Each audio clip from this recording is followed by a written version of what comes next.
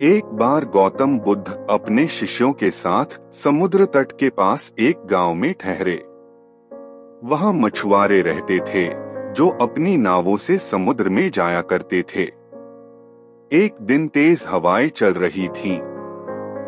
एक युवा मछुआरा क्रोधित होकर किनारे पर बैठा था।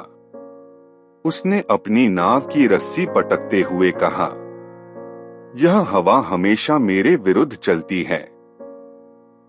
जब भी मैं समुद्र में जाता हूँ, सब कुछ मेरे खिलाफ हो जाता है।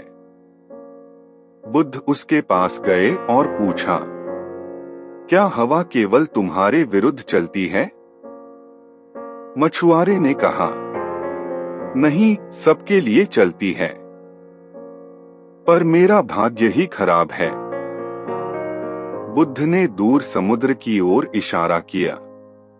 कुछ नावें उसी हवा में आगे बढ़ रही थीं। बुद्ध बोले, देखो, हवा सबके लिए समान है। फर्क केवल पाल सेल की दिशा का है। जो नाविक हवा को दोष देता है, वह किनारे बैठा रह जाता है। जो उसकी दिशा समझ लेता है, वही आगे बढ़ता है। युवक चुप हो गया। बुद्ध ने आगे कहा, जीवन की परिस्थितियां हवा की तरह हैं, कभी अनुकूल कभी प्रतिकूल। पर तुम्हारे हाथ में है कि तुम अपनी सोच और प्रयास की दिशा कैसे तय करते हो। बुद्धिमान व्यक्ति परिस्थिति से लड़ता नहीं, उसे समझकर उसका उपयोग करता है। मछुआरे ने अपनी नाव की ओर देखा।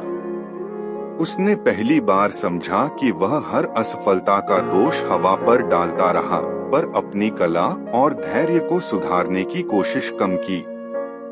अगले दिन वह फिर समुद्र में गया।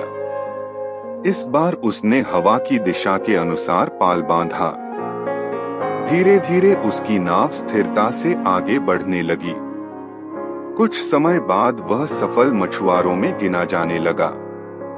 बुद्ध ने शिष्यों से कहा, हवा को बदलना कठिन है, पर दिशा बदलना संभव है। जो अपनी दिशा सही कर लेता है, वही जीवन के समुद्र में आगे बढ़ता है। कथा की सीख, परिस्थितियां हमेशा हमारे नियंत्रण में नहीं होती, पर हमारी दिशा और दृष्टि हमारे हाथ में होती है। हवा को दोष मत दो, पाल संभालो।